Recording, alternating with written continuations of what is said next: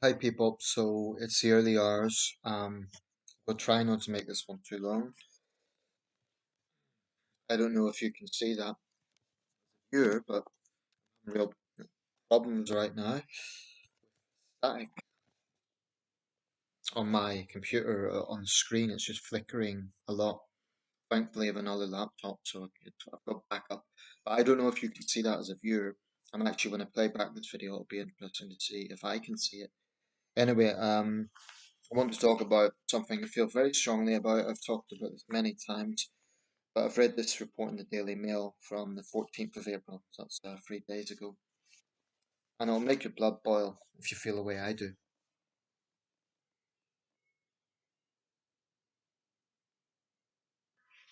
So you can pause that if it's, hopefully that wasn't too quick. In holding it up, feral brothers who provide depressing proof that ASBOs always were a waste of time. So ASBOs were introduced in 1998, part of the much publicised new Labour effort to tackle antisocial behaviour, particularly on young offenders. And this was part of the narrative that Tony Blair famously said, tough on crime, tough on the causes of crime. I actually think the principles behind them were good, but very often in politics, good intentions don't necessarily translate as good outcomes. I think there's no question that offenders have seen ASBOs as a badge of honour, especially young offenders, and they're actually, for the lack of intelligence in other departments, they're actually pretty savvy when it comes to the law. That is to say, they know that they're untouchable. They know that because of their age, they can reoffend and reoffend and reoffend. Anyway, this particular report, it is depressing, but a group of three brothers in Kent, I believe it's in Rochester. I'm just trying to find the town. I think they're in different locations now, but it's truly. I just think they're evil. I mean, when you look at these guys, I don't think people like this have any place in society, and I don't think you can reform them.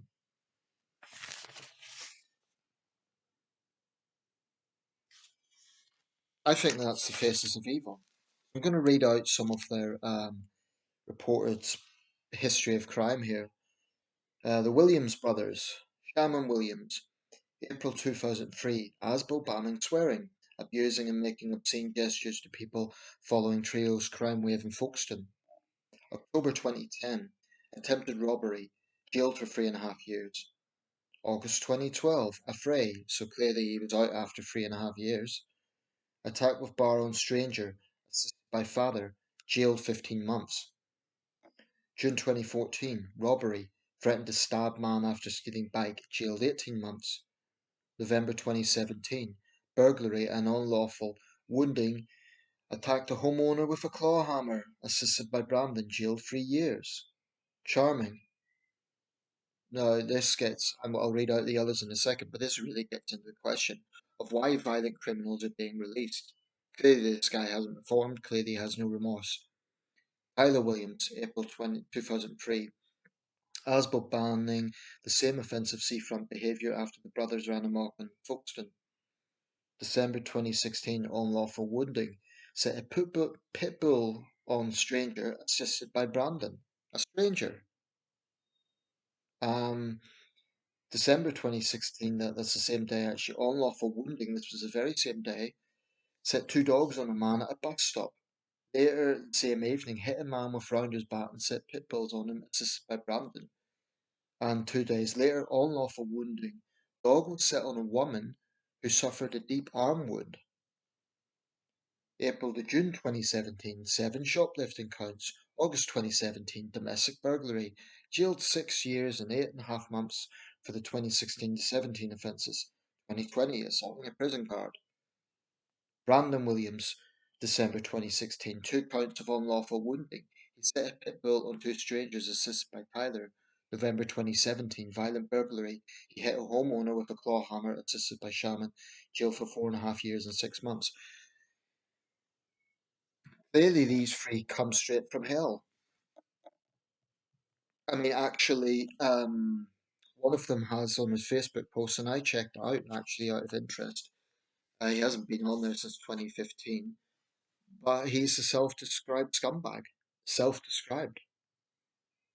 I mean, these are examples of criminals who absolutely cannot be rehabilitated, or at least not as a first move.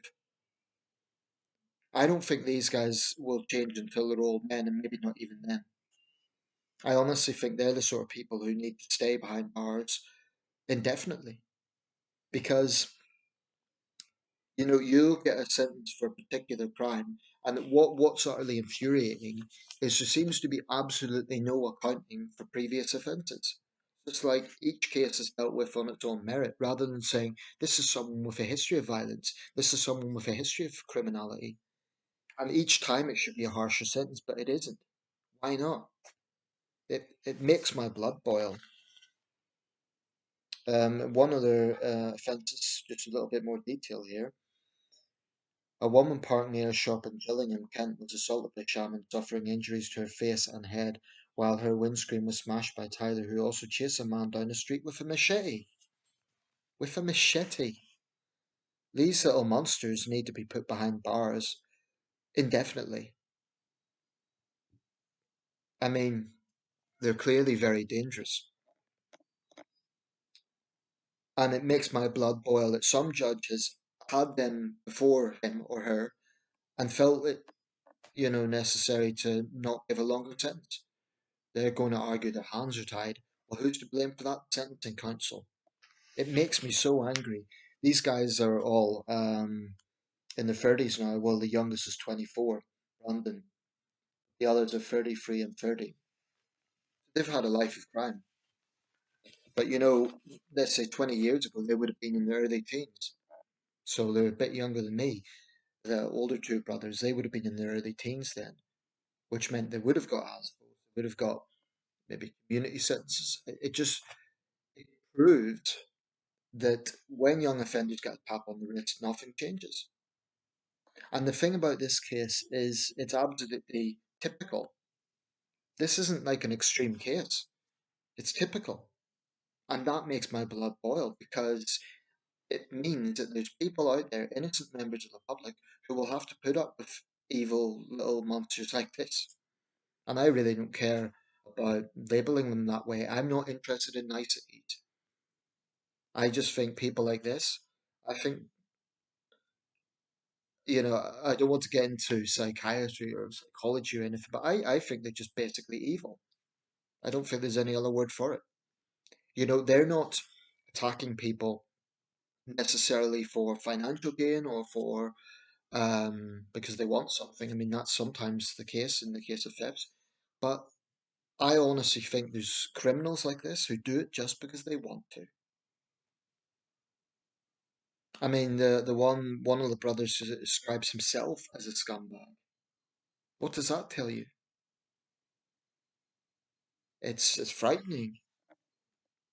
And sometimes here in Sunderland, I see teenagers just going around doing what they want. Um, swearing at strangers, just throwing rubbish everywhere. There's a few things I want to just elaborate on. When we talk about youth crime, people often say, "Oh well, we can't vilify young people." The left are very good at this. They're very good at saying the focus shouldn't be on vilifying young people, but they forget that some of the main victims of young offenders are other young people, right? So there's children and teenagers who are their victims. Don't they deserve justice? This is a fallacy that young people aren't as eager to see justice as anyone else. I mean, when I was forced to leave my home, I was only 16. I was a young victim of crime, and I know there's many others that have been through that. So I think it's a fallacy to say this is a generational thing, like, oh, the adults are vilifying young people. I mean, in this case, their offences go back to the 2000s, but even today, teenagers today, this is a fallacy to say that talking tough about youth crime is somehow vilifying young people. No, it's not. It's talking about a specific type of young person, young offenders. Not every young person is a young offender. So how can it be vilifying young people to talk about specific?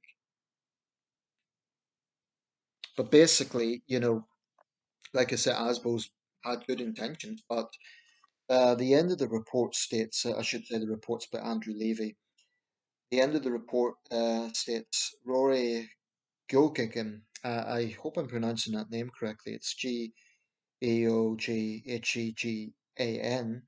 founder of the Public Safety Foundation and a former number 10 advisor on crime, yesterday warned the problem is there are not significant consequences if they are breached, referring to ASBOs. If you're soft on criminals, and unsurprisingly, they continue. I absolutely agree with that. It's just common sense. Absolute common sense. Young offenders know this. They know that they'll get a community order. Apparently, in Scotland, a very large number of them haven't even bothered showing up to community orders. In other words, they're basically nothing's happening to them. Nothing. Incidentally, that's in the Humza Yousaf's watch, the Justice Minister under the Scottish Government. Um, I checked out this group actually, the Public Safety Foundation. They have a website, and I'll put a link in this video. It seems like they are super, super new because they've got basically no followers. The website actually seems quite developed, but they have no followers. I mean, it seems like they've been set up this week. So I've emailed them and I want further information. It sounds like exactly the sort of thing I've been calling for. They echo a lot of my sentiments on this, and basically, we need much tougher sentencing for young offenders. We need much, much tougher consequences for young offenders. And it should be a case that when, an offender goes before a judge, um, and they have a history of violence, every time the sentence should increase, not get lighter. You know, I honestly think that should be a strong, strong aggravating factor. It shouldn't be a case of, oh, well, this offence is less serious than the last offence. It's an offence, and it's a history of violence. Someone who's going to unleash an aggressive dog, you can argue it's an aggressive breed or they've made it aggressive, whatever. Point is they've unleashed that on a stranger in the hope of doing harm. That is a dangerous, psychotic individual. Um, so these guys are all in jail now, but they're going to be out in a few years, and they'll still be in their 30s, which means they're still very dangerous. It's not like they'll come out as old men and they regret their lifestyle choices. They will still be dangerous. Why the hell are they not getting a tougher sentence? The long-standing belief is, well, if young people can sort of, be reformed at an early age, that's the right approach. So it's preventative. And, that's an understandable logic, but I would say it depends on the gravity of the offence. Let's say you have, I don't know, a young offender who's got into shoplifting due to peer pressure. There's maybe a chance that they could be reformed. Maybe. But when you get young offenders who are violently assaulting strangers, who are terrorizing pensioners in their own homes, and who have no fear of justice, clearly community sentences don't work. Clearly, ASBOs don't work. In those situations, they need absolutely sent into detention. Young offenders institutes. They need, I honestly think we need to consider a scared straight approach. Why not? In the American model, it's not 100% successful. It's mixed results, but I think when it's done properly, it can have a place. Because the fact of the matter is, young offenders right now just don't care. They just don't. I don't think the Sentencing Council really, really grasp public fear and anger on this. And they specifically state on the website that they are not focused on punishing young offenders. That's a disgrace. It shows how tone deaf they are. People want to see, when I say people, I think the majority want to see them held to account. This logic of, well, we better not punish them too harshly because it'll just get into, you know, the argument that prisons are a university for crime. There may be truth in that, which is why I support penal reform. Penal reform is not the same as abolishing prisons, right? I think bad people, I think dangerous people belong behind bars. But you can have reform inside, whatever, just keep them behind bars. In that sense, I just think it's this philosophy of, well, we won't punish them too harshly and hope they change, It's a failure. It's an utter failure. It's been failing for decades. So what we need to see is much, much tougher consequences for young offenders. They need to start fearing the law, and they don't. That has to change. I think parents who are proven to be enabling need to be face harsh consequences as well. And it's not a simple case of it's always the parents' fault. Not always. Sometimes it certainly is. I mean, clearly, if someone comes into the world and their father's an armed robber and their mother's a heroin addict, clearly they're going to be badly influenced. And I'm not, ignorant of the fact that surroundings and so on are going to play a role in that. And definitely issues like child abuse is definitely going to come into that. But it's not as black and white as, oh, well, they were abused as children, so that's why they hate society. There is honestly, I think there's a bit of a Leopold and Loeb issue going on here. I'm referring to the case in Chicago, where two very wealthy young men basically committed heinous crimes. They killed a classmate to test the police. Now, I'm not saying that young offenders in Britain are young millionaires like Leopold and Loeb, but what I'm referring to is the sense of impunity from justice, that they know they can't be prosecuted.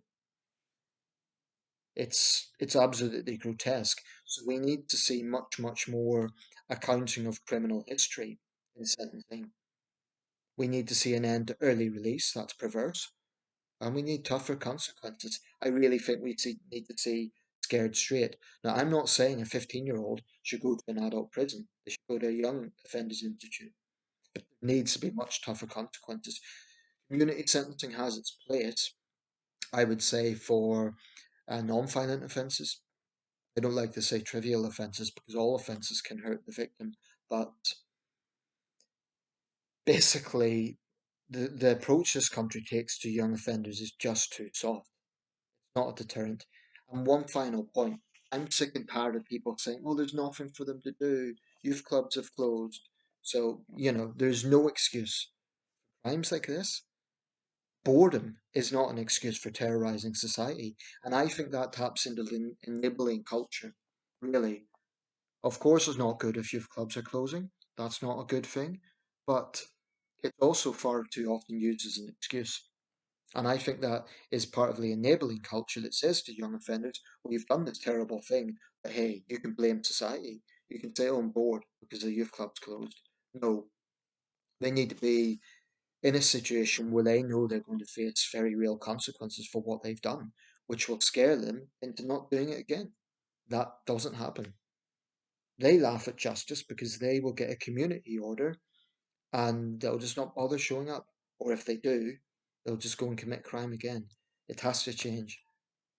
And there's far too much damn focus put on criminals. I'm sick of it. Um, this is something I feel very, very strongly about. You cannot tell me that criminals like this be rehabilitated as a first step. They need punished. They need put behind bars for a much longer time. The few years they've been given isn't good enough. I'd say give them 15 years each. They haven't murdered anyone yet. Give them 15 years each. Maybe that's long enough to get them to reflect on their lives. Because I think there's a basic philosophy here. If you put someone away for 3 years, they'll spend 3 years hating society and feeling sorry for themselves. Now, longer than that, I think they would actually start reflecting and thinking as they get older, thinking, maybe this has come down to my life choices. Because I just think that soft sentences we see, it's not a deterrent because they just come out still bitter and they come out feeling they can continue. In some cases, they don't even care. They think, oh, I'm tough, I'll do my 4 years and I'll come out and continue.